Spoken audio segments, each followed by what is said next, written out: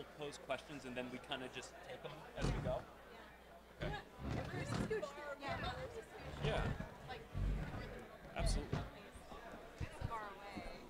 These are wrong, by the way.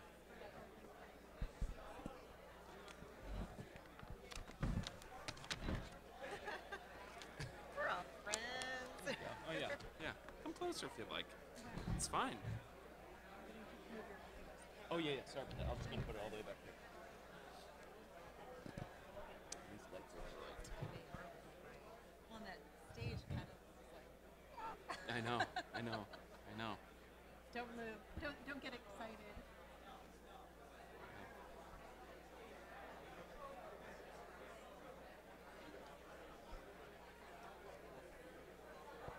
Am I good? I love it when you come to nights like this. Good evening, everybody. The class is for real. Good evening. It's so wonderful to see all of you here. I was going to say, I wrote in my notes, it's cold night, but tonight is a little warmer. I'm Sarah Gleason-Ross. I'm the Director of College Counseling, and I am very excited to welcome you to the beginning of your college process. I'm especially excited as the class of 2019 will be my first class at Gilman to start the junior year up until when you graduate. Many of you have probably already heard me say, as I've said it many times, anytime I speak publicly, but I'm just so happy to be here at Gilman School and to get to know these incredible students, this fabulous faculty. It's just such an honor to be part of this very esteemed community. So before we begin the program, I want to speak briefly about our college counseling philosophy. It is a philosophy which is very much in line with the Gilman mission. As a national leader in boys' education, Gilman is a place where boys are known, loved, and challenged to be their best, fullest selves so they can live lives of purpose. And as college counselors, we seek to know our students, to care for them deeply, and challenge them to find their next school home where they will continue to thrive, live lives of purpose, and become the best versions of themselves. It's all about finding that best fit. That school where you will flourish academically, athletically, artistically, and socially. And how do we accomplish this goal? How do we go about finding the best match when there are over 2,000 four-year colleges and universities in the United States, not to mention all the schools abroad? We spend hours getting to know you, and more hours researching and investigating, and even more hours advocating on your behalf. We offer advice on finding schools, visiting schools, writing applications, composing essays. We're part of the Ames group that hosts a college fair, and over 100 college admissions reps visit Gilman every fall. This is a grand partnership, and together we will accomplish this goal, starting with filling out the student and parent questionnaires. These documents serve as foundational pieces of information which help us to know you, and in writing your letter of recommendation, which is one of the most powerful ways we have to advocate for your college admission. So please, we ask that you take these requests to heart and complete these forms thoughtfully and fully. Each question was carefully selected for a reason. Students, please complete your questionnaire before your first meeting with your college counselor. And parents, we ask the same of you. We also ask that parents please wait until we meet with your son before we have our first parent meeting. That way the college counselors will be better prepared, informed, and have a greater context for our first meeting. So we realize this is a daunting task, and that is the reason for our collaborative effort. For some of you, this is your first child to apply to college, and for others, you've been through the process multiple times. I think the more seasoned parents will agree that no child and no process is the same. And they will also agree that the college application process has changed drastically since you or I applied to college. And I hope you will also agree that knowledge is power. So as overwhelming as it may seem, step by step, meeting by meeting, we advance to our objective. Beginning with tonight's program and the many newsletters you have already received throughout the year, you will be fully equipped with the knowledge necessary to make good decisions and achieve our ultimate goal. I assure you, eventually, every Gilman graduate finds his college home. You are not doing this alone, far from it. As I say, you are not alone. You have a fabulous team of expert college counselors behind you, and I encourage you to take full advantage of the knowledge and experience offered you. So before we move on to our program, I would like to take this opportunity to introduce you to our team. Many of you met Vivian Sawyer, who is in the lobby this evening handing out programs. Mrs. Sawyer has been at Gilman since 1972, when she worked with Upward Bound. She's been in the college counseling office since 2004. If you have not yet met her, I encourage you to introduce yourself to her. Oh, there she is. Ms. Sawyer really is the rock of our office and a very important person to know. For those of you who will be needing transcripts to send to coaches this spring and summer, Mrs. Sawyer is the one who will assist you with that process. Justin Baker has been with Gilman for 10 years. He started out as an English teacher and baseball coach and moved into college counseling 5 years ago.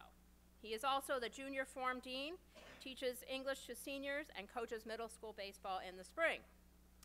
Anna Follansby has been with Gilman for 5 years. She teaches 10th grade English, is a member of the senior form team, and also serves as the advisor to Senior Encounter, as well as coach for Ultimate Frisbee. She came to Gilman after 9 years in college admissions. Matt Herman has been with Gilman for 8 years. He teaches U.S. history, and as he likes to say, he has one of the most enviable coaching positions, that of assistant JV golf coach. Gilman is so fortunate to have such highly qualified, caring, and committed college counselors. It was my privilege to read each letter of recommendation that this team wrote this past fall. And I can tell you that I have never read such beautifully composed, thorough, caring, and thoughtful letters. Your sons are in excellent hands. Now, on to our panelists. We are so grateful to have such experienced and knowledgeable deans of admission with us this evening. As you will soon see, our goal tonight is to pull back the veil of mystery, to show you how collaborative this process is and how you, college counselors and admission officers, share a common goal: finding the best school for each student.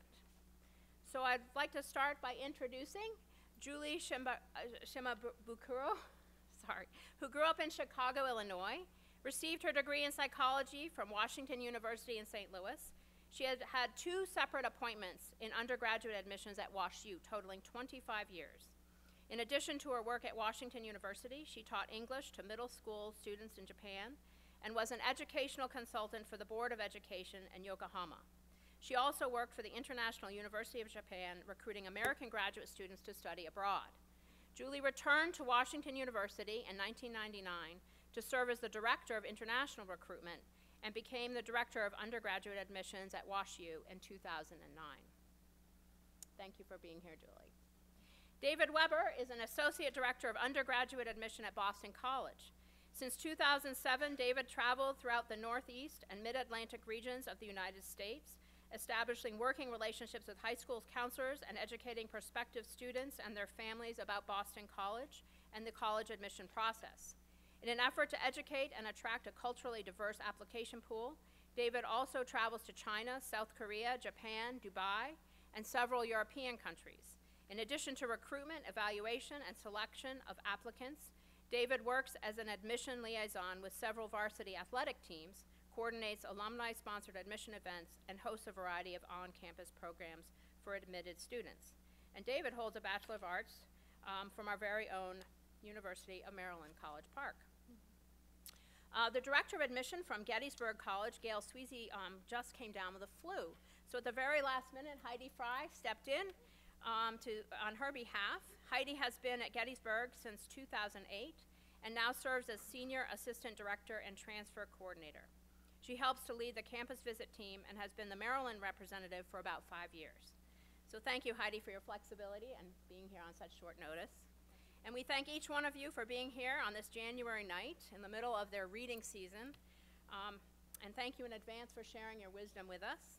I'm now going to turn the mic over to Matt Herman, who is going to serve as our MC for this evening's events.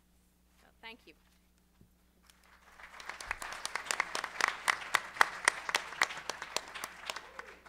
All right, Welcome, everybody. Thank you so much for coming out.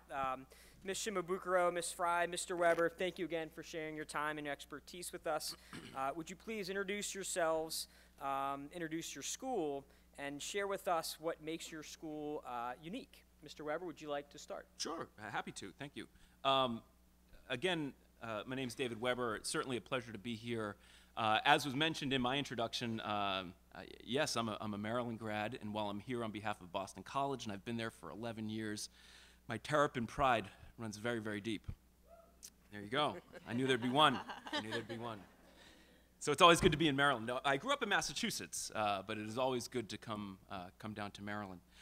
So as I mentioned, over the past 10 or 11 years, I've been working with the students from Gilman, reading the applications, visiting in the fall for the prospective students who have an interest, certainly nurturing and continuing to have a relationship with the counseling community here. It has been a great relationship over the past decade, and we've seen so many really strong applicants come through the Boston College channel along the way. So it's always great to be able to come and to represent Boston College, but also just engage in this conversation with you on an evening like this. It's also an interesting time of year. It was referenced a little bit. We have our foot in one door of being at home and reading applications, and another foot in the world of being public and looking at the class of 2023. I think that's the current juniors in high school, class of 2023. Sophomores are 2024. So we're looking towards the future as well. So it's important for us to get out of our campus and our comfort zones at home and to join you on your campus and in your neighborhood. A little bit about Boston College, and I'll try to keep this as brief as I can. I think in the admission world, we all have a lot to say, and it's hard to sum up our universities in just a couple minutes. We like to play around with the name Boston College and poke at it because it's a little bit of a misnomer, and if you've ever been there, you may know why. Because if you were to visit me at Boston College, you won't be in Boston. You'll be in Chestnut Hill, which is a village just outside the city. And when you visit Boston College, you're visiting a university. But it's a lot deeper, and there's more to the identity of Boston College than that. If you dig a little bit more and you look at this duality that exists within the culture at Boston College, there's a tradition, and then there's something that tugs at this tradition, and it's progression that happens at the same time. So if you think about the tradition that exists at Boston College, while the institution is about 150 years old, and it was established to cater to and to work with the Irish immigrant community in Boston, but it goes much beyond that as well. About 500 years ago, where the university and the principles of a Jesuit Catholic institution were first formed at the University of Paris by St. Ignatius of Loyola. Boston College is now a modern university, a modern Jesuit university, and a Jesuit university that thrives on that tradition of improving human condition, social justice, education, looking at service as an opportunity for our students. So while that's a traditional element of the culture at Boston College, how does that work as we progress into 2018? What do our students encounter as they move through their formative years as a college student? Students at Boston College, we ask of them to keep an open mind, to stretch themselves, to be willing to learn outside of just taking introductory classes. And part of that tradition is our liberal arts core curriculum. Everybody does that at Boston College. Core classes that are based on exploring complex problems and enduring questions that we as humans, not just Americans or from an international community, but just humans in general, have been battling for years and grappling with. So much so that next year will be the development and the beginning of construction on the Schiller Institute. And the Schiller Institute is an opportunity for the integration of sciences and society to come together at Boston College, for our students to work with faculty, dozens of new faculty in makerspace, in laboratories, in classrooms within this brand new facility in the middle of our campus, to think about how we can look at energy, healthcare, the environment, all of these human issues from both a scientific lens and a human lens at the same time. So the tradition exists, and the progressive look towards the future, taking care of each other, is certainly a theme of what we look for at Boston College and look towards. There's a lot of other things that I would discuss. Boston is a dream city to be a student within. I encourage you to explore it and come visit. There's a million ways for you to get to Boston from Baltimore, and Southwest Airlines is one of them, and JetBlue. But with that, come visit. Happy to answer any questions that you may have a little bit later on. Great. Ms. Fry, would you like to go next? Sure. So I am here from Gettysburg College. We there's one main way to get there from here, and it is to drive up 7095 through Westminster, and you'll be there in about an hour. Hour and 15, I think, to be precise. So we are a college of the liberal arts and sciences. Many of the things that my colleague just spoke of are, I think, fundamental to all of our institutions. Any institution you may look at, we want you to all learn, grow, discover who you are. Any college is going to give you opportunities to explore subject areas and topics and disciplines in a new way, or in a way that you simply don't have the opportunity to explore here at Gilman. And so that's going to be universal for all of us. So I want to highlight maybe just a few of our distinctive qualities and programs at Gettysburg College. We have about 2,700 students on our campus, so that is different in that most of our colleagues, institutions you might also look at in the sort of eastern half of Pennsylvania, small liberal arts schools tend to be 1,800, 2,000 students. So with an additional 700 to 900 students, it just means that there are that many more programs we can support, that many more students to get to know, classes that we can offer, et cetera. So as you're thinking about size of institution, I think we represent, you know, a couple of different opportunities for you to contemplate.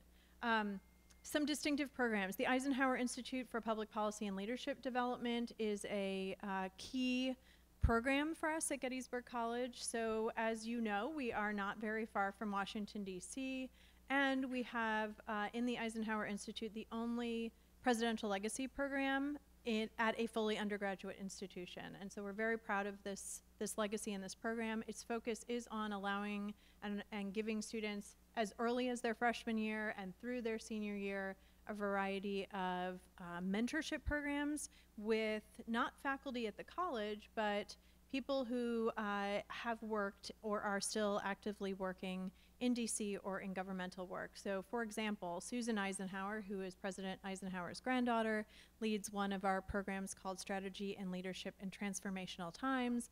The culmination of that program is that she takes her group of students and storms the beaches of Normandy with an Eisenhower.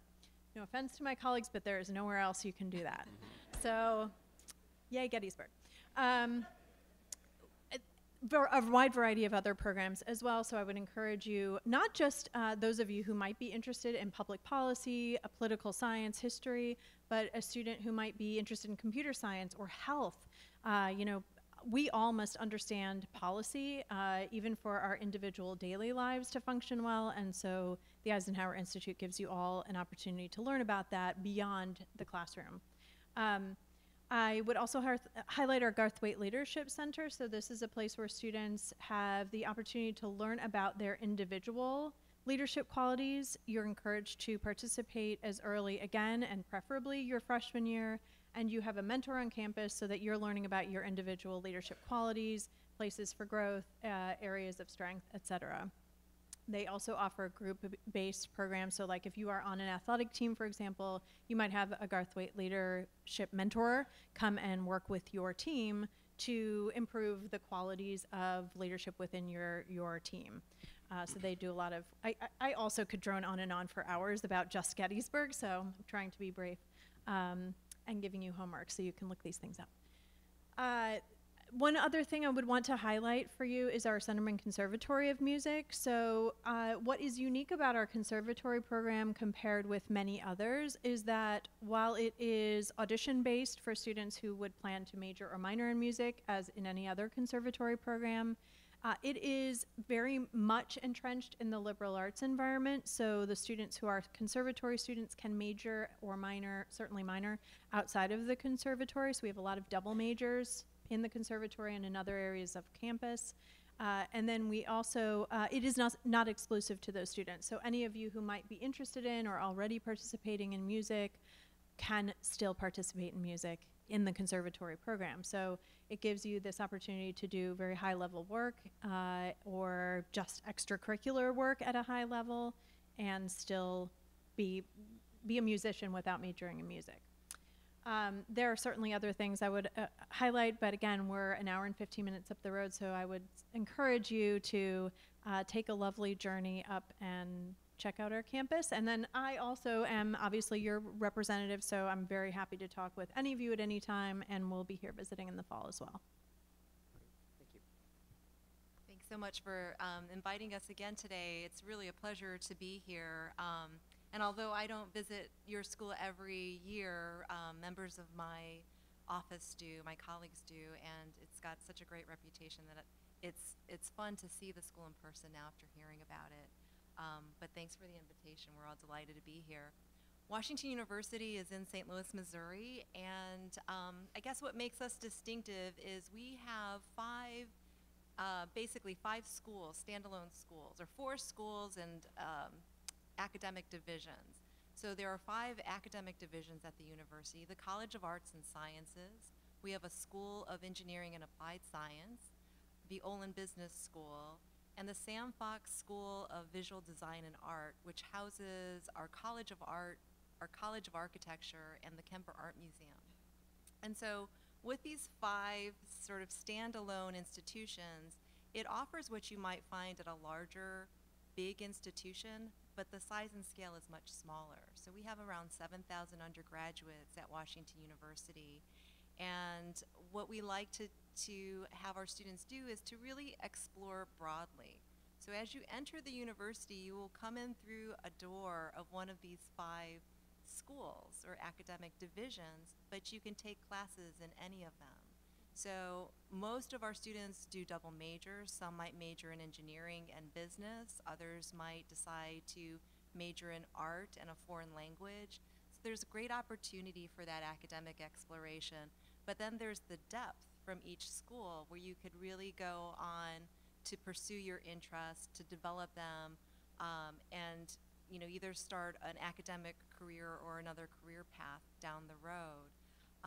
Washington University also has 3 graduate schools in addition to our 5 other schools. One is the School of Medicine, the School of Law, and our School of Social Work, which includes public health.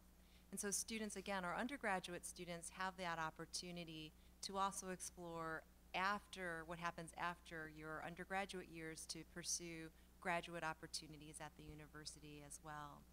Because of our size and the scale, we try to get to know our students really well. We advise them individually, and our informal motto is to get to know students by name and story, which I think is complementary to what you have here in terms of really helping students along this journey of not just the college admissions path, but also what happens after that, to discover what you would love to study and to help shape your and broaden your ways of thinking so that you're well prepared after college to pursue your dreams. So thank you again for inviting us, and we're so happy to be here. Great. And now, staying with you, Ms. Shimabukuro, can you share with us some of the ways that college admissions has changed in the last 10 or 20 years? Sure. And I think I'm unusual where I've stayed at an institution, at one institution for that long, and it has changed, I would say, over the past maybe 10, 20 years in terms of I feel that there's a lot more pressure.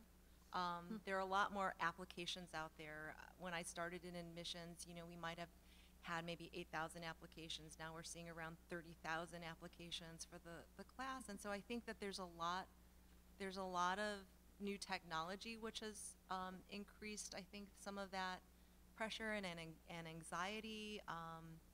And so I think that it's important for all of you, and I'm glad that you've invited us here tonight just to help kick off sort of your path, because it doesn't have to be filled with anxiety or that pressure. I think that when you have such an amazing counseling staff here who will get to know you and help guide you through the process, it can be one that's really exciting in terms of discovery for you.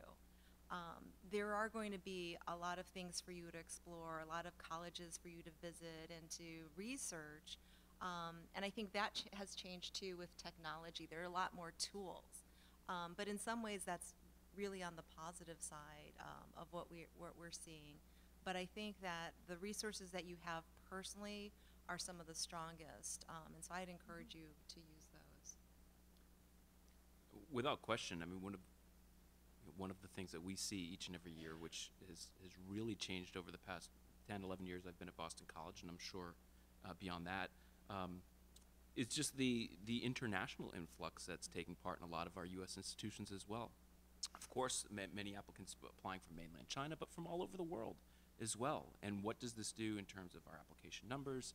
How does this manifest itself when we get to our yield predictions? Therefore, figuring out who we admit and will they come to our schools. A lot of things have changed along the way. And I think one of the obvious ones is the world is just really different than it was in 1996 when I submitted my applications. Pre-9/11, dial-up internet at the time, America Online. It's just different. And with that, there's a sensitivity, and as Julie had mentioned, an anxiety or a conversation that can take over a room, take over a family gathering, take over a picnic. How do we bring it back down to earth? A lot of this is outside of your control. Some of it's inside your control. I think one of the pieces of advice that I would give as you're looking at all of these different things that you're going to have to manage over the course of your college search, and this is way easier said than done, and I know that. Focus on the things that you can control personally. And that starts with your attitude as you arrive at Gilman every day, and your work ethic here at school and how you treat each other. And I think if you have a good attitude and a good work ethic, a lot of that's going to take care of itself moving forward. But without a doubt, this process in the 15 years that I've been in admission has changed drastically. I'm sure we're not through with the changes that we'll see as well. Ms. Fry, anything to add? I might just add one thing, and I think it's that this process has moved earlier and earlier for you, for your counselors, for your families. So, do try to be patient and take your time and know that you don't have to all find an early decision school or apply to, 30 schools. Listen to the advice of your college counselors and of your families perhaps as well. As a mother, I would encourage you to do that. But I think there is a lot of pressure to feel like you need to have a lot of answers early, right? And if your favorite school, your best match, is a school you won't hear from until March, try to remember to be patient if you can. So. Matt, can I jump in Sure. one more time too? I also think that students have changed a lot, where your expectations too of what you want out of this experience and beyond has changed. You're more entrepreneurial. You're thinking outside the box. You're interested not just in one thing, but in several things and how you can put things together for your individual purposes and paths. And I think that on our side too, we have to stay in touch with those changes with you to make sure that we have the resources to help you along your individual paths as you're putting together new combinations of things that we've never seen before. And so I think that, again, as you're starting this conversation with schools, is to get to know each other and to see how it all fits together for you personally. Great. So good segue there. There are thousands of colleges out there, of degree-granting institutions. What are some of the best ways to get to know a college? Ms. Fry, can you start off and share some of the ways an applicant can get to know a college? What should he be looking for? What are some good questions to ask? And how does one make the best use of the campus visit? That was a lot of questions in one. Okay. So here are a few pieces of advice I would give you. One, to start off this, how many of you have already visited a college campus?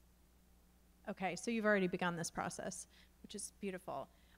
You have resources in your backyard. I would recommend that you use them. You might not want to go to Loyola down the street, but it's a great way for you to, after school, pop over and do a college visit and practice asking questions, or do an interview there and use that as a practice session. Don't tell my friends at Loyola I told you to do this, but okay. I encourage students in Gettysburg to use us for the, in that way as well, because you also might first of all, be surprised, because there may be a school that is closer than you think you want to go to that was bad English. A school that is close to home, you think you want to go far, far away from mom and dad and family, or you're tired of Baltimore and so you're looking elsewhere, but you may find that there's some place that is closer by and is a great fit. You may think you want to be in an urban setting and discover actually that you really love, a campus environment that is, fully residential. So keep your minds open. I think the biggest key is, whenever possible, do actually visit the campuses in which you're interested. I would keep a variety of schools on my list. So if you think, I definitely want to be at a small liberal arts school, visit a medium and large school so that you get a taste of things. And again, you guys are lucky you have plenty of options right here in your backyard to test the waters there. I'm just going off of the top of my head, so you want to add? There's nothing wrong with changing your mind as well. Your list is going to develop. You're going to add schools, subtract schools. You're going to step onto a campus that you thought you were going to love, and you're not going to like it. Yeah. And you're going to go into a university information session with very low expectations and get blown away. It happens. A friend of mine, his son is a high school junior, and I love the take that they had on this. He said, we're going to visit 3 schools. They were visiting family in Florida. We're going to visit 3 schools while we're there. There is no expectation whatsoever to feel like you need to apply to one of these schools, like them, not like. There's no expectation. Let's just go on a fact-finding mission. See what it feels like to take a tour, ask a couple questions. And what they did before they went on this 3-school tour over 2 days is, before they left, they ranked what schools they thought they were going to like. And after they visited all 3 schools, you guessed it, the list was upside down. And the school that they had the lowest expectations for was their favorite of the 3 that they visited. And I don't know if he'll apply to these schools, but it was just, I think, a neat exercise as a family to visit some schools, test the waters a little bit, ask some questions, and just go on a fact-finding mission. But it's okay to change your mind. Perfectly fine. So let's move to the actual application that you guys will be putting together next year. We're going to talk about first the transcript testing, and then the essays, and we can put that together with some recommendations too. So Ms. Shimabukuro, will you please discuss the role of the transcript in the application process? Sure. The transcript is probably one of the most important pieces of the application, because it's showing the history of your academic progress. And I think it's important to know that, the reason why you're here at Gilman to study and to learn, and your transcript and grades and the program, all of that is important, but it's really important for when you get to college. It's not important to get into college, right? You need to learn all that knowledge and those skills so that when you actually get to college, you'll be ready. You'll have that academic foundation to be ready to fly to the next level. And so that's why it's important to us. As we are looking at that, we're looking at the academic preparation. And so as we look at the transcripts, one of the things to consider, to talk to your counselors about, is if you have an inkling right now, just an idea of what you might want to study. And if you do, or you have that inclination, or you know for sure, I want to study a STEM field, or I want to study business, or I want to study French, or whatever it may be, express that so that your counselors can help guide you in terms of courses and preparation, so that when you get to college, you'll be ready to take the next level of those courses, or to pursue opportunities in fields like engineering or business or French or art or whatever it may be. So some schools may have prerequisite courses or recommended classes. For business, it might be analytical courses, mathematics especially. In engineering, certainly math and science. If you're interested in medicine, down the road too, you'll have to be prepared. So math and science at an advanced level will be important. But again, as David said, we're not locking you in. You don't have to know for certain. But if you have an idea, start those conversations now so you can explore what you might want to take and how to shape the courses in that progression. We look at each student's transcript within context of their school. So again, as we're sending our representatives out here to Gilman, we're getting to know the school, understanding what is offered, so that when we encourage you to take the most challenging courses that are offered, we know what those courses are. We understand the curriculum, the grading scale, the competitive nature, the rigor, etc. You know, we understand that AP English and history isn't going to be available for you in some of these courses further down the road because that's just not part of the school curriculum. So we get to learn those things so that as we review your applications, we're all taking that into consideration. Great. So, Ms. Fry, will you please discuss how your school uses the SAT and the ACT, and also explain your test optional policy? Yes. So for us, the transcript certainly is one of the, if not in the end, the most important piece of your application because, as Julie said, it is demonstrating your preparedness for the classroom environment at Gettysburg College, et cetera. We accept both SATs and ACTs. We super score. Are you all familiar with that term, super scoring? Okay. So what that means is if a student has taken the SAT 2 or 3 times, I don't recommend that you take it 5 or 6. Don't do that to yourselves. There's another piece of advice. But let's say you've taken it twice. That is not uncommon. And it just so happens that in one testing date, you do better on the, you have a higher score on the writing, lower score on the math, and then the second time around it flip-flops. We pull your highest scores and we recalculate a new score for you.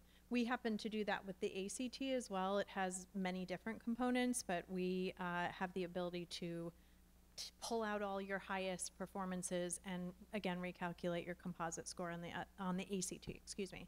But we're also a test optional school. So what we recognize and what we are able to do in our decision-making process is really dig in and evaluate the work that you've done in the classroom and the qualities of who you are as an individual and your, your dedication to the school, to Gilman and the activities here, to activities outside of school or family obligations or whatever is a part of your life. We emphasize those things. We know that for some of you, you'll take an SAT and it will be right in line with the work that you're doing in the classroom. But for some of you, you are doing very well in the classroom, but your test scores may never reflect that. And so we give you the option to apply without test scores, which allows us to only focus on your academic work and not have your test scores kind of drag your overall profile down. So you certainly want to, if you are one of those students where there is that disparity, you can take a look. There's a great website called fairtest.org, which lists all of the test optional schools in the country, so you have a sense of where you might want to focus some of your energy. Great, thank you. Now, Mr. Weber, will you talk about the role of the college essay and then the school, and also the school supplemental essays? Sure, absolutely. Transcript probably carrying the most weight within our evaluation. We use a test score as a complementary piece. In my opinion, the best part of the application to read, and no offense to the wonderful guidance counselor recommendations that we get and the teacher recommendations, it's your words, it's your essay, it's your voice, it's the story that you tell. We look forward to that with every application that we open up. What does the student have to say for themselves? We're a common application school. There's 600 or 700 number, maybe even greater than that, common application universities across the United States. And there's 7 prompts on the common application. So there's a pretty good chance you'll probably be applying to at least one common application school. Within these 7 prompts, I don't think there's a curveball there. I think that these questions are answerable, and you're going to find a question that matches you, your life, your story, your situation, and you're probably going to look forward to answering this question. When I talk about essays, first of all, there's a lot of there's many great resources that exist. There's a lot of great advice that's accessible to all students, and a lot of that exists right here within your Gilman community, within perhaps your English department or other teachers that you connect with, or with your college counselors, of course, or online as well. And I'm sure most of that advice is great. One thing that I would say at a school that doesn't offer an interview opportunity. And Boston College is a university where we don't have an opportunity to sit down with students for 45 minutes and go back and forth about your passions or your goals or what you fight for or what makes you tick. Unfortunately, and I would love to be able to do that, but we just can't. It's not part of our process. So then how do you get to know more about this student? Yes, we have the recommendations from your teachers and counselors, but it's your words and your story that can really provide a window for you to speak directly to the reader of your application and state exactly what you want them to hear and to learn about you.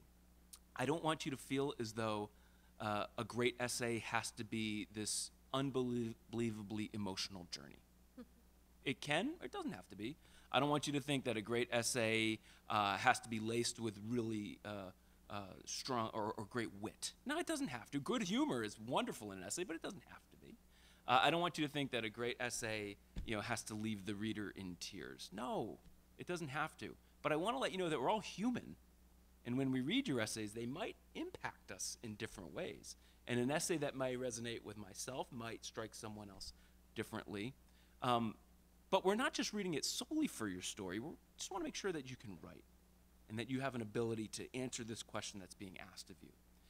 Oftentimes, and Boston College is an institution, as well as many, many others across the country, we're going to ask you to write an additional essay along with the common application essay. We call that a supplemental question. Supplemental essay questions are at many different schools.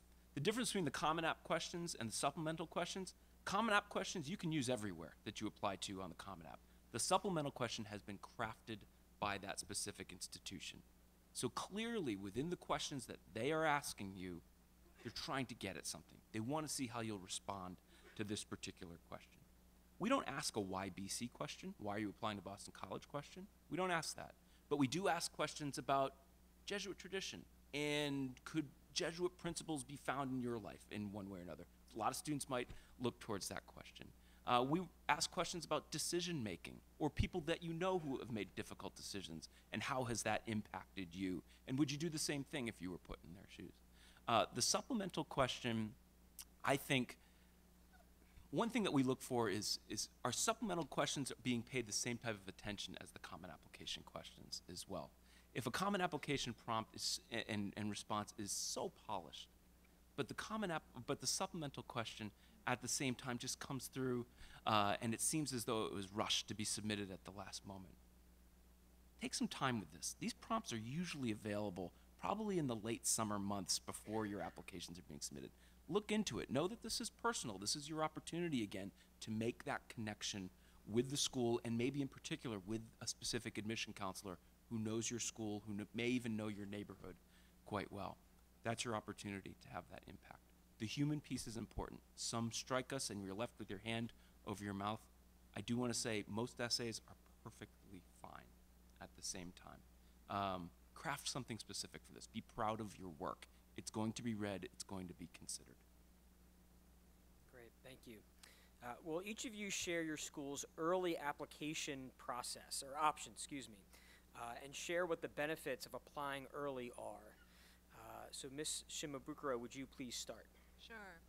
At WashU, we have an early decision. We only have one early decision option. So that is if you choose Washington University as your first choice school, you can apply early decision, and the deadline is November 1st. We let you know December 1st.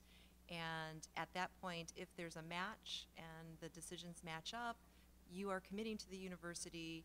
You withdraw all your other applications from all the other schools and you enroll at Washington University. So your application process is finished in December. I guess the benefits of that is, again, you have to do a lot of research for early decision to know if that's the right school for you and you want to make that commitment. Some of the advantages are that the applicant pool is much smaller in the early decision round. We might be dealing with a few thousand rather than the 29 or 30,000 applications later on.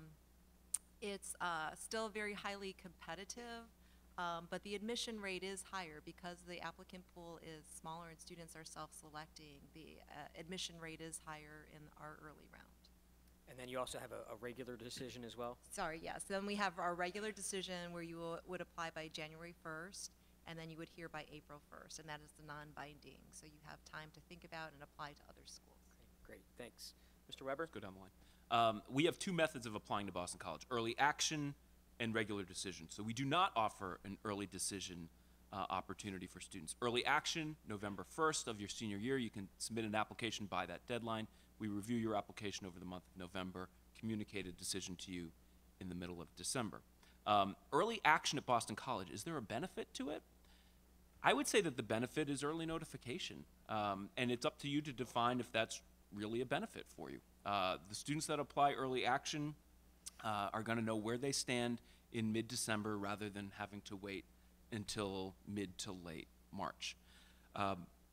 Most students apply regular decision. So I would say about a third of the students that apply to Boston College will find in our early action pool. Most students apply regular decision. That's January 1st. We read their application through the winter months and communicate a decision later in March.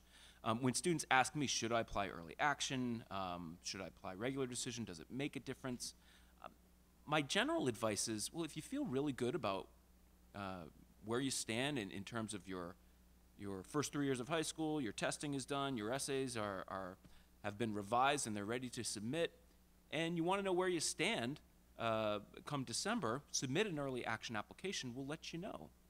But if you really want a few extra months to continue to develop your application, maybe you're sitting for a November or December SAT or ACT, you're looking at some further development within your essays, and perhaps you really want that first quarter or the first 2 marking periods of your senior schedule to really demonstrate your ability as you're moving through senior year, then just wait.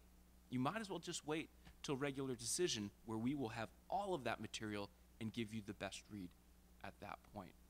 So there's no pressure from Boston College to apply early action or regular decision. If you're applying early action to Boston College, we know that most of those students are probably applying early action to other schools at the same time. So this isn't a demonstration of interest. It's an opportunity for you to find early notification. So at Gettysburg College, we have early decision 1, early decision 2, and regular decision. I will say that the majority, but just past half perhaps, of our early decision applicants are recruited athletes. So we're a Division III school for our athletic teams. However, most of our coaches do pretty extensive recruitment. So if you are interested in Gettysburg College and being recruited, or interested in being recruited as an athlete, first of all, you should reach out to coaches any moment now would be good. And you will hear about early decision from those coaches. That will be true probably at other schools for you as well. But if you, the idea behind early decision, as I think Julie alluded to, is that, you know, this is definitely your top choice school. You know you want to be at Gettysburg or Washington University, and so you are applying early decision because it is your absolute top choice. You're making that commitment to us. We take your commitment very seriously. Likewise, it is still competitive, but you are in a much smaller pool of applicants, whether you're in early decision 1 or 2, and I'll distinguish those in a moment here. But you, and we are accepting a much higher percentage of the students who apply early decision. We still are awarding merit scholarships and need-based financial aid generously and in the same way as we would in regular decision, so you're at no disadvantage in that sense. There's, I think, a myth out there, a myth that may have some truth to it. So I think there are some schools that know they've got you in early decision, and so they may use that as a way to manage their budgets. For us, that just simply isn't the way that we function, so we're still, again, awarding merit scholarships and need-based aid to those who qualify in early decision. So November 15th is our early decision 1. Our second round of early decision is January 15th. It is very few students, honestly, who apply at ED2, but it is for that student for whom Gettysburg is their top choice, but they feel like they need more time, right? I need more grades on the docket. I need another SAT or ACT round. And our football recruits, whose process just happens to be a bit later, and so often they are not ready to apply yet at November 15th. So, and then regular decision is also January 15th. Clearly, the vast majority of our applicants also come at that point. So two popular majors that our students have interest in are business and engineering. Would each of you share whether or not your school have undergraduate business or engineering majors or programs, and then also explain the unique features of those two types of programs at your schools? So business and engineering. Mr. Weber, would you like to start? Sure. Currently, Boston College does not have an engineering program. We have a wonderful business school at the Carroll School of Management. I did mention the Schiller Institute as an integrated science and society program that the construction starts in 2019, and over the next few years we'll see that come to fruition. That could be a game changer, I think, in terms of admission and how students perhaps are applying. That certainly hasn't been ironed out in the enrollment management office yet. We'll get that figured out. But an engineering or an engineering style major may be a reality soon. But with management, first of all, we have 4 academic divisions: arts and science, management, education, and nursing. And we ask students to apply into the division that best represents their interests coming from high school. The management program at Boston College, it's a wonderful school of business. We ask all of our students first to be management students and then find concentrations that meet their specific interests. So everyone comes in first as a management student, and then they're able to find the specific business areas like finance or marketing or information systems that they'll perhaps gravitate to. Are they read differently than other applicants? Well, each one of the 4 divisions may have there may be a piece of the application that we would specifically look towards as a student applies into management or nursing, for example. With management, absolutely, it's the mathematics piece.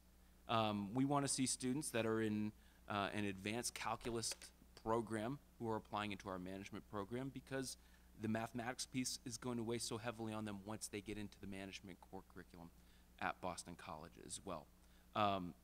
So in terms of the question, are things a little bit different as you apply from one division to the next? They can be.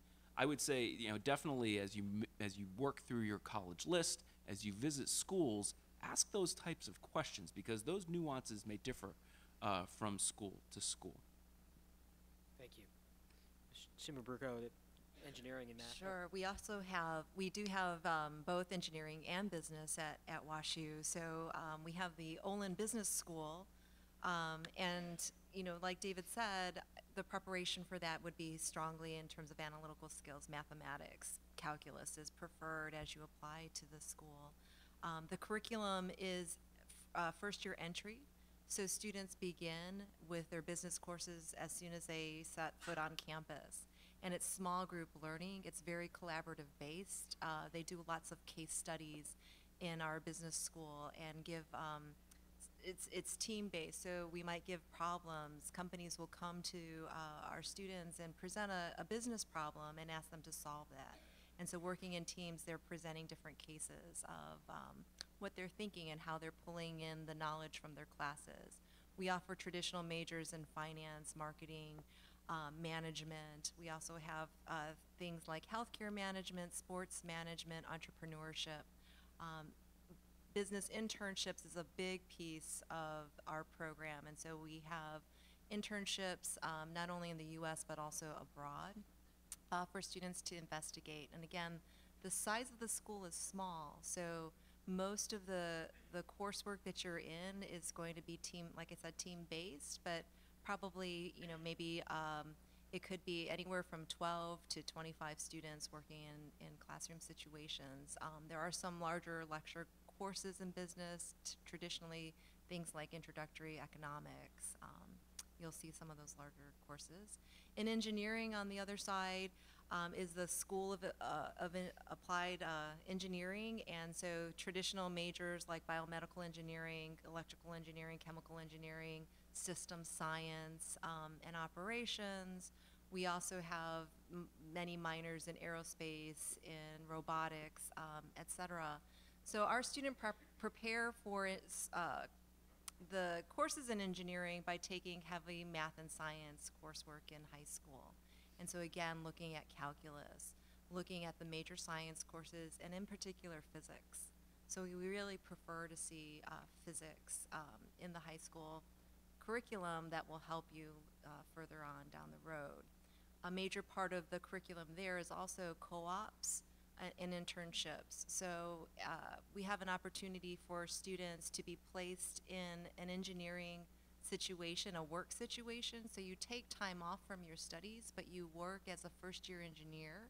You get paid as a first-year engineer, and you don't get credit for classes, but then you come back to the university to finish up your degree. Many of the companies then that recruit our engineers will look for those co-opportunities and that experience, that practical experience that our engineering students have. And again, I think it's a powerful major when you can also combine engineering with other opportunities at the university, like business. Maybe you combine it with a second degree in business or a minor in business or other fields that interest you. Okay, so Gettysburg is a college of liberal arts and sciences, and so we don't have a school of business or school of engineering. You are majoring in these areas. Our largest department and the largest number of students at graduation each year are organization and management studies majors. So this is our primary business major. It is management focused, very much also human focused. So you're taking courses in psychology and ethics, in business systems. We also have a significant number of students who are in our economics or mathematical economics majors, and so I would say a fairly heavy emphasis on business fields. We have a business minor as well, so many of our students will be music majors or health sciences majors or history majors, and also add a business minor, and this is where you're taking some of the nuts and bolts courses in accounting, finance, marketing, so you're getting a bit of a background in those areas. On the engineering side, so students who at Gettysburg who pursue engineering have one of two pathways they can follow. Most often they will be physics, computer science, mathematics, or some combination of those majors, and spend their full 4 years at Gettysburg and then go into a master's or even PhD level program elsewhere. The other option is our dual degree engineering program, so what we call a 3-2 program. A student would spend 3 years at Gettysburg College. There are prerequisite courses, which of course we will be sure that they have taken. There are GPA requirements, but then we partner with 4 institutions. Interestingly enough, one of them is Washington University in St. Louis. And then also Columbia University, Rensselaer Polytech, and University of Pittsburgh. So we have many fewer students who do that, and by that I mean maybe a handful each year who will pursue the dual degree program. Because we are such a fully residential institution and our students get so deeply involved in other aspects of campus life, and most of them study abroad for a semester, et cetera, we are hard-pressed to convince them to leave after 3 years to go elsewhere. So they would more commonly go into a graduate program for engineering. Great, thank you. So Mr. Weber, what advice would you offer to families who know that they will be needing financial aid for college? And then follow up to that, what advice would you offer to families who are considering applying for financial aid but aren't sure if they will qualify for need-based financial aid? Okay, so first for families that are sure that they will need financial assistance. Without a doubt, the cost of higher education, private institutions, state institutions, it just keeps going up and up. I mean, that's something that, I've seen in the time that I've been at Boston College, an enormous investment for all families. If you know that you're going to be, if you know that you will need financial assistance, you have to exhaust this process before you make a final decision. Exhausting it by, of course, filling out the FAFSA, many schools using CSS Profile from the College Scholarship Service at the same time. But not just looking at the cost of attendance, which would include tuition, room and board on each one of our websites, and assume, well, this is what we'll be paying for our son to enroll at that school each and every year. Universities have millions upon millions of dollars that will be awarded in scholarships, in grants, in other forms of aid that we want to provide to students. So know that as you're moving through this process, part of it is on your end. You have to exhaust the actual application process first. But know that on the other side of it, there are a lot of resources that may be available for you. I think part of it is also setting expectations at home and having a potentially hard conversation about what is going to be feasible, what is going to be realistic, and what might not be. And in the end, you know, when we're in April of your senior year of high school and you're able to lay out the various admission letters and financial aid packages on the table and start to work through the pros and cons of each, what's really going to work for you and for your future? And I think it's okay for students to say, I love that school, but I can't pay that. And I have options to go elsewhere, perhaps through merit scholarships or perhaps through additional grants that are awarded to you. And I think thinking about your future, knowing what the expectations will be for you 4 years after that you graduate, that's a responsible conversation to have.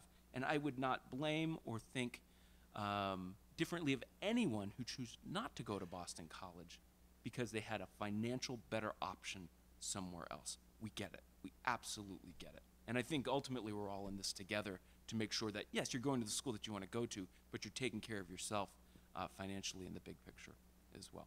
What was the other part of that question, Matt? The second one was for families who are considering applying for financial aid but aren't sure if they're going to qualify for need-based aid. I think you have to go through the same process because you probably won't know just by ballparking it or even using the net cost calculators that are mandated for each one of us to have on our websites just to give you an idea of what your contribution would be. You really have to go through the process of submitting the forms and seeing what the university can present to you.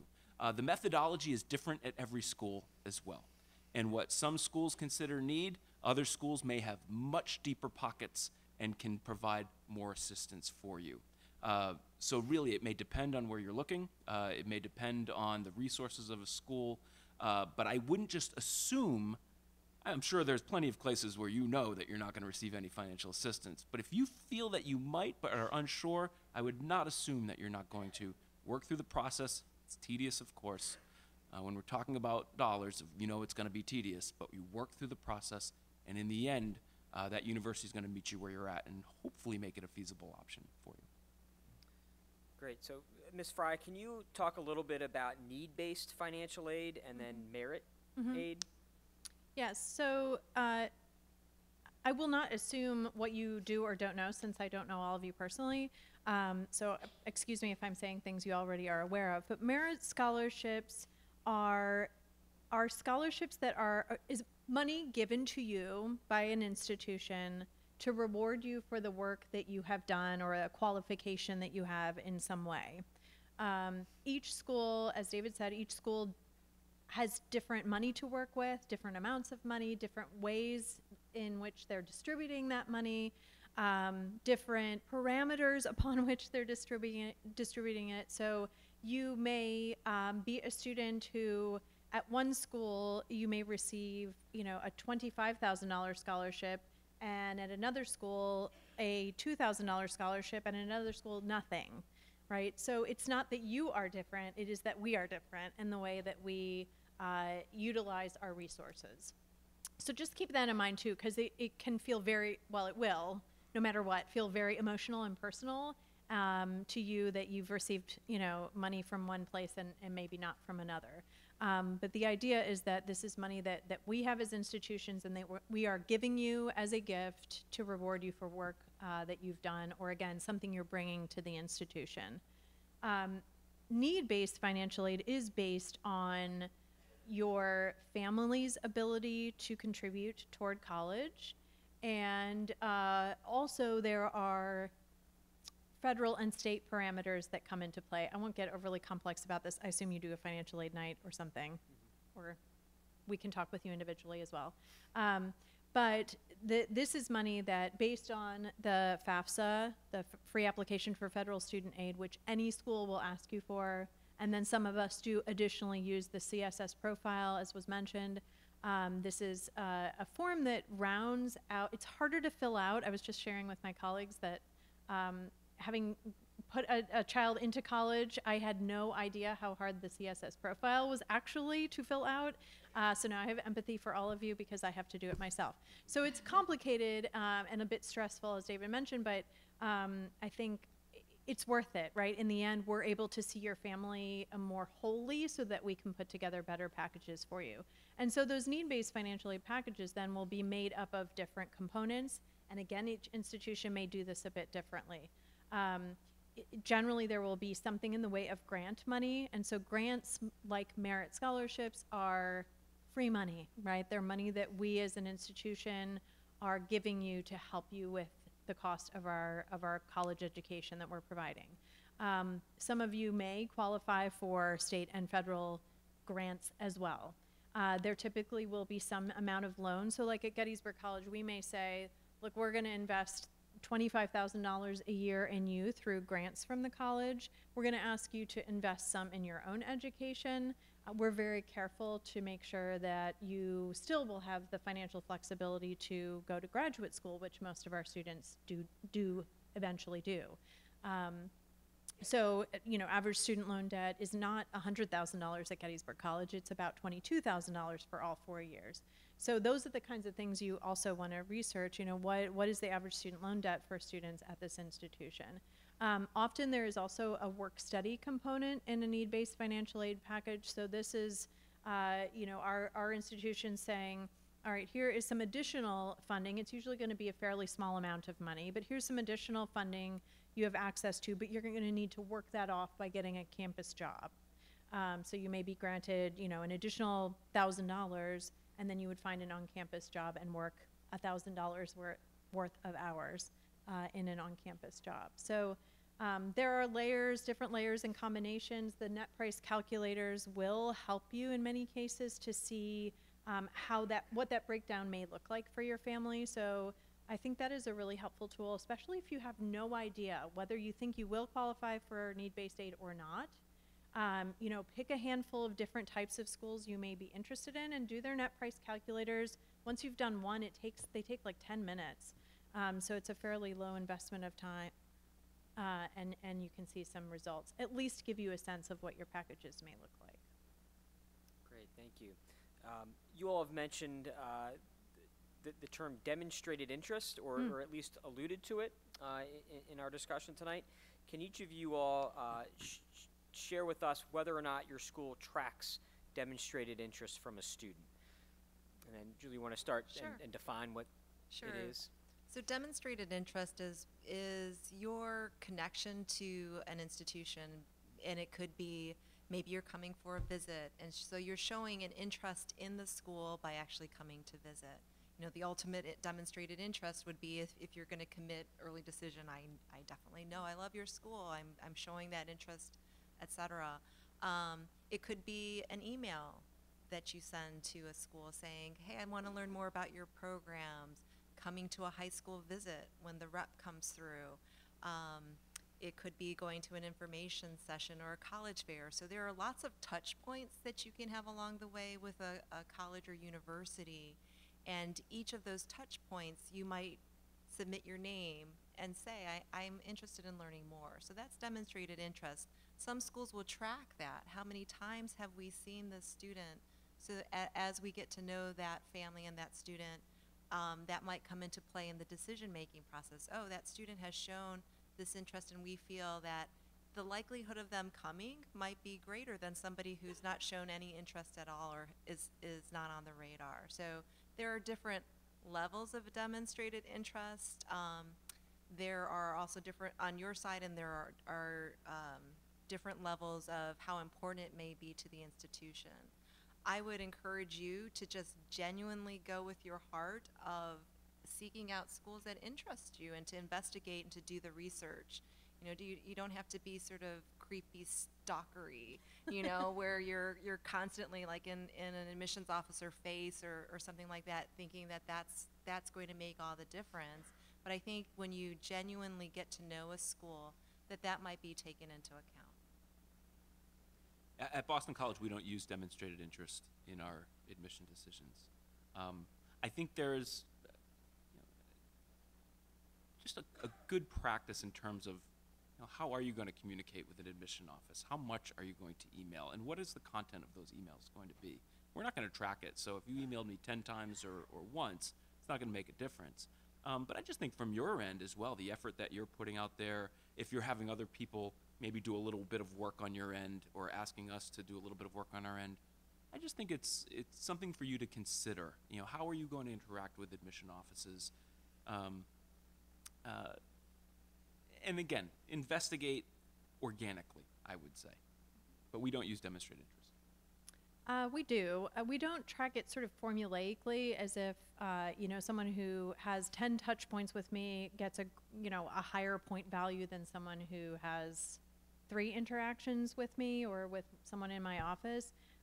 But when it especially sort of comes down to it, right, when there's a moment in the decision-making process when we are looking at 2 students who seem quite similar to us and equally appealing, and one has interacted with us some or a fair amount and the other student hasn't, that guess that they are more interested in us is probably going to put that student into the yes column and the other student perhaps not. So it definitely weighs in. We pay attention to whether or not you have visited or connected with us in some way.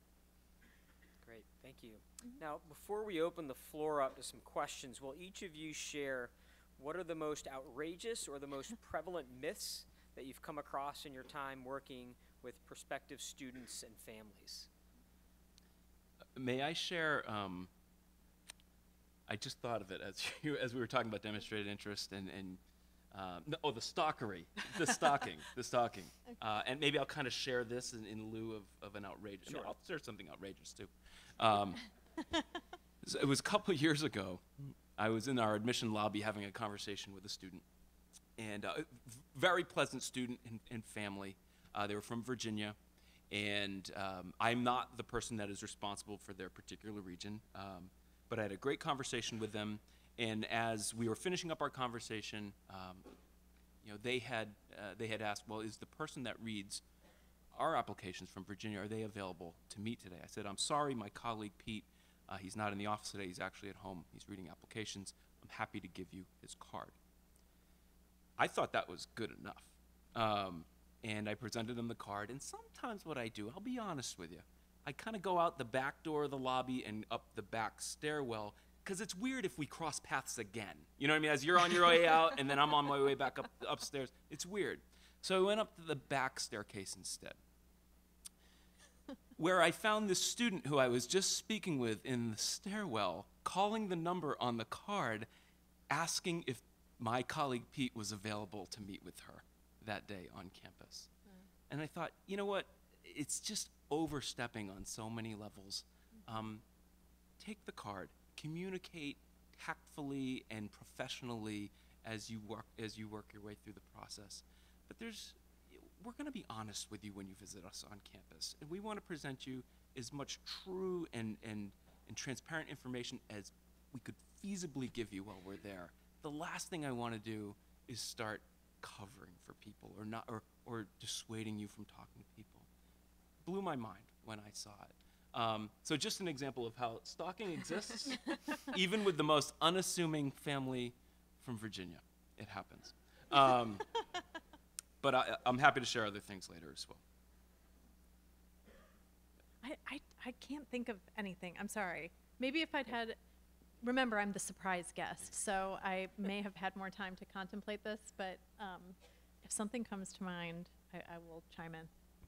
Oh gosh, I mean, there's lots of stories. I think that, again, I know that sometimes you feel anxious, but if you go over the top, and that can be for parents and for students. I bumped into, I didn't know this woman. I was at a church function, and she found out that I was an admissions officer, and then we started to have this really intense conversation.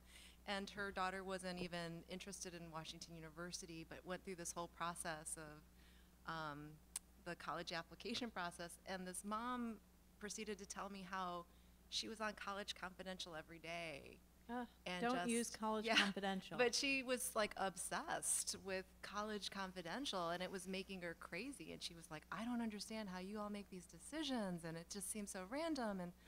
and it's so stressful. And I said, well, is your daughter on? And oh, my daughter won't have anything to do with College Confidential. She doesn't even look at it, and she just rolls her eyes when I'm on it all the time. But this mom was so obsessed, and I just thought, wow, you need to dial it back a little bit.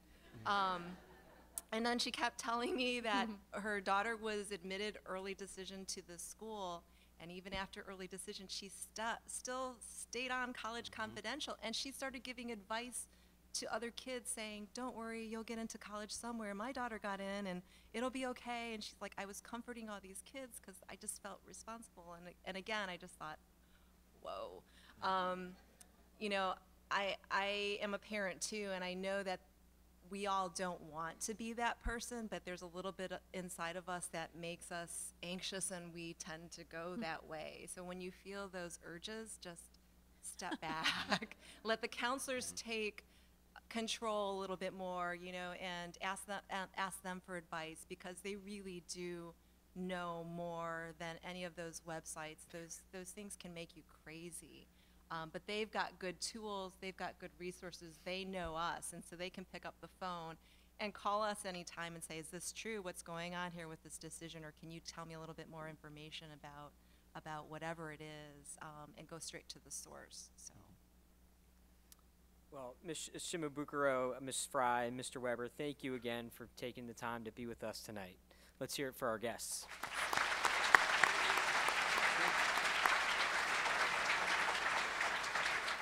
So we're going to open the floor up to some questions here, but I'd like the first couple of questions, gentlemen, to be from you all. So as always, please stand up, introduce yourselves before you ask your question.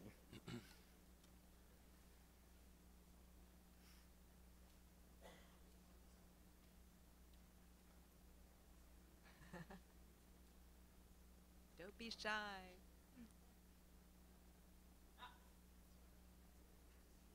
I see a hand in the back.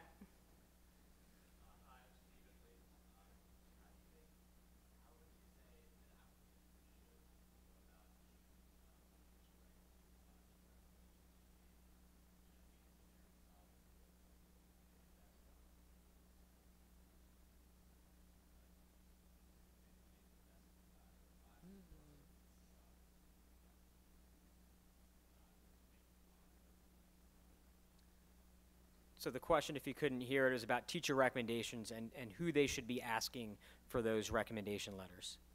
Can I answer that? Sure. I think that's a great question. I think first, you have to ask teachers that like you. Yeah. You have control over that. So make sure that you have a good connection with those teachers, and that they like you and know you well, to give us an idea of what your performance was like in that class. I don't think it has to be the teacher that gives you the best grade. You know, maybe certainly if you're performing well and we see that A on your transcript, we know you did well in the class, but sometimes it might be that really tough teacher that doesn't give a lot of A's.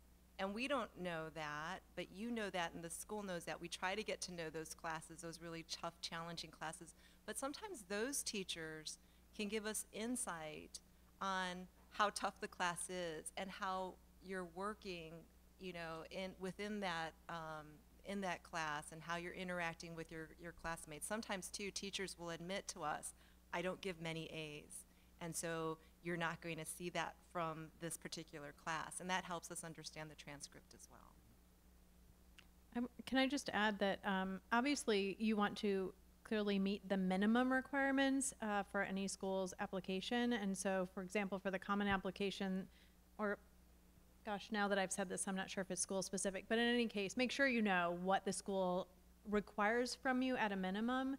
I would say that if a school is asking you for obviously a counselor's letter and a teacher's recommendation, 2 teachers is wonderful.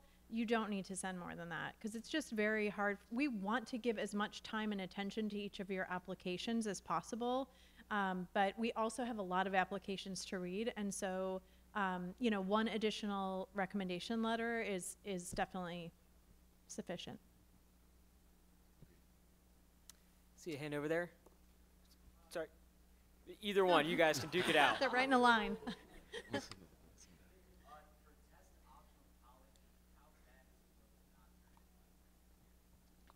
So, I mean, it doesn't look bad. If we are offering you that opportunity, then we are saying that we take very seriously the fact that we concentrate primarily on your grades, your performance in the classroom, in your school. And so for us, for example, about 20% of our accepted students are test optional. So we take that offer to you very seriously, and we're not going to hold it against you. And I would like to say that that would be true of any test optional school. I certainly can't speak for other schools, but I would think that's pretty universally the case.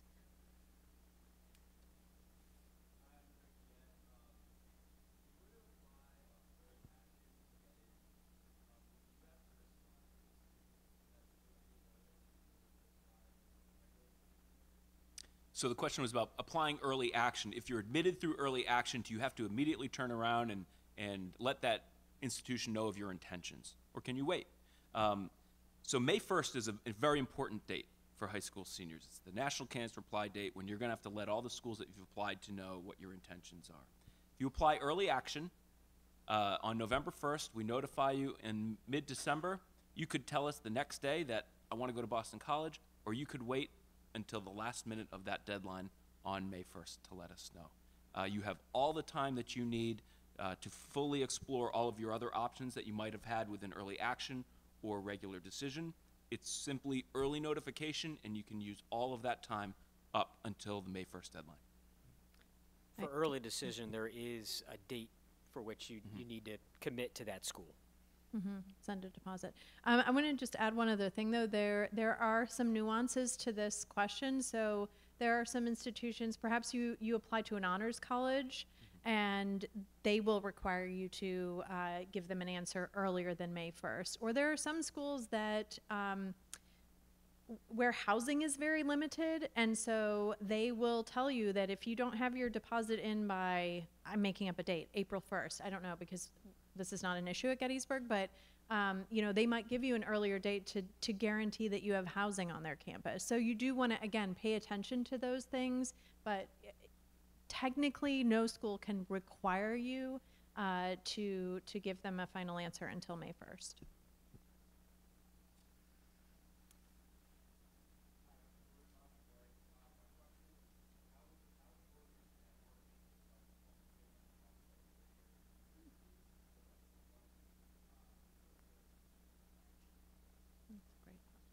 I think the importance isn't necessarily about looking good in your application. It's about getting a sense for what the institution is like, and there's no better resource than current students, because they can speak about the life that exists as a student at Washington University, at BC, at Gettysburg, unlike the way that we can speak about it tonight. And there's a lot of different ways that you can connect with current students. Of course, Gilman alums who are current students is a great way to go. I would say go with somebody else as well. Try to find a student who maybe comes from a different place and could have a different experience. That could be a good avenue to take as well. Not sure how that would look. I don't see how that would play in terms of the way we would evaluate your application and having that serve as some sort of factor. Perhaps that exists at another institution, but not with us. Over here.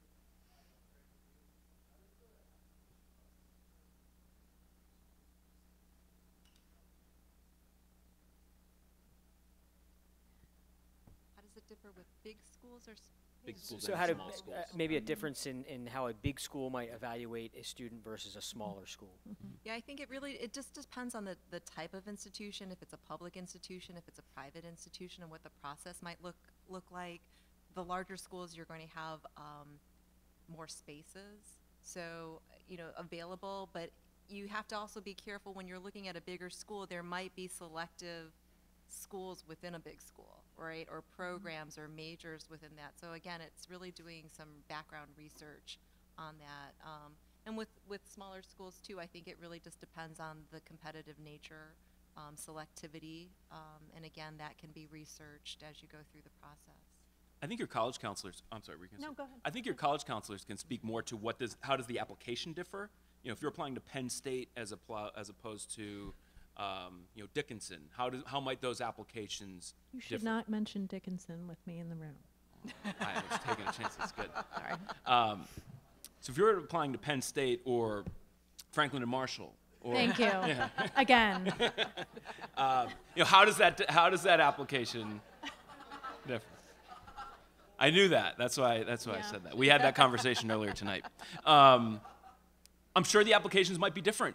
UCLA and Pomona, got to be different looking applications. I'm sure your counselors can speak more to that. I think the other part of your question is interesting. How would you define or a large school as compared to a small school? Yeah. That is up to you, and that has a lot to do with your life experience, where you go to school, if you have a brother or sister who's a college student, if mom and dad went to a big school, yet you have a sister who goes to a small school. It's all based off of your own perceptions. I think Boston College at 9,000 students, medium-sized school. Yeah.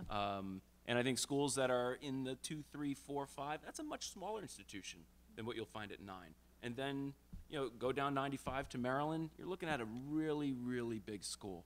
And they get bigger than that, too. So it's all relative to what your life experience is. Some of it, too, I think, is paying attention to and getting a sense of what the classes will look like, right? And so even at a very large school, as you specialize or as you're in the individual colleges or programs, your classes will begin to get smaller. At a school like Gettysburg, all of your classes will be between 5 and 22 students or something like that. So, I have a colleague who went to Penn State, and he sat in a lot of science lecture courses with 600 students.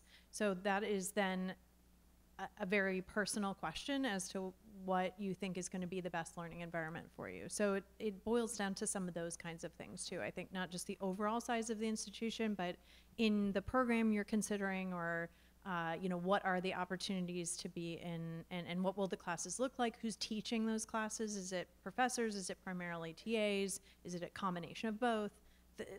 Those are the nitty-gritty that you may want to get down to, if you can. Let's take two more questions, and then we'll call it a night.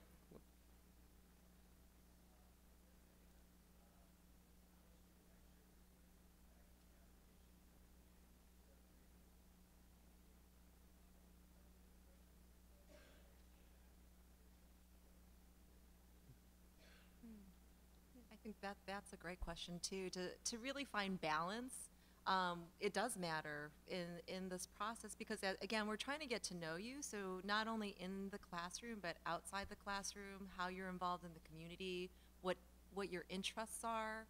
And I think at this point too, it's a good time of exploration for you as you're starting to find the balance in your life and what you like to do and how you like to spend your time. The more you get to know yourself and do those things, you do want to go a little bit deeper to explore it a little bit at a deeper level. If you're an athlete, you've played several years, maybe you're getting to know the team, maybe it's more management, maybe it is taking on a leadership position. It's not for everybody, but there are opportunities for you to explore yourself and your talents in different ways. And so I think as admissions officers, we do look for the depth of activities in terms of like how well have you gotten to know something. It doesn't mean that the student with the longest list of activities wins. We really don't care about that, but just how you're committing your time, whether that's with a school activity or an external community activity, what you do with your time. One thing I'd like to add as well, Julie mentioned earlier about looking at your transcript within the context of your high school. And I think when we look at extracurricular activities, we have to look at that within the context of your life and your school and your community and your neighborhood as well. Students have different opportunities from school to school, from town to town, from state to state. Some students work a lot, and perhaps it's not necessarily by choice, but it's something that they have to do for their family. Other students spend a lot of time engaged in in-school programs because that's what works for them and that's what's available to them. I think that one thing that we probably don't want to do is start saying, well, this extracurricular activity is more valuable than this one. Being the president of this is more valuable than being the drum major of the. I don't try to play that game in any way. We're interested in you again making a connection and going a little bit deeper when you can. Some of the most compelling kids are shift leaders at fast food restaurants, and some of the most compelling kids are president of their Model UN as well. So there's a lot of different variety there.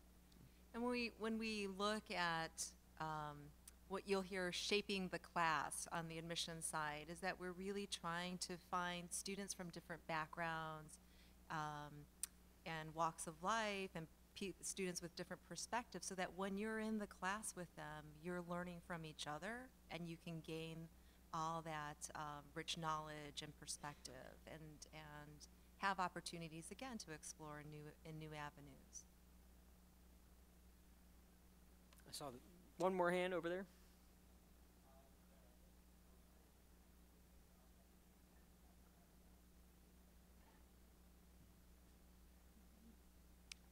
You want to go? Okay, sure. So at Gettysburg, and I think, well, I'll just say at Gettysburg. Never mind. I shouldn't generalize. I think it's a good question to ask at various schools, particularly, obviously, at a school where you are a legacy. For most schools, I think they're primarily considering parents, grandparents, that kind of legacy. We do notate any connection. So if you have an aunt or uncle or your sibling is at the college or was, we pay attention to that. We do have some specialized programming for you. If you happen to be a Gettysburg Legacy student, you'll be invited to some prospective student events that are just geared toward Legacy students. But it's not sort of like what you hear in the movies, like, you know, oh, the student's a Legacy, so they're definitely getting in. You have to be a viable student and candidate on your own merit, whether your parent went to Gettysburg or not. Absolutely true. And legacy also, I think it can also extend to siblings. So if a brother or sister also attended that school or is a current student or an alum, that may also be taken into consideration. And again, as Heidi said, it's not necessarily going to be the factor that's going to push you in, but it's certainly considered. Yeah. Gentlemen, I know you all have homework to do, or hopefully you've completed your homework already, and we'll be here early tomorrow. Again, thank you for being here, and drive safe tonight. Thank you.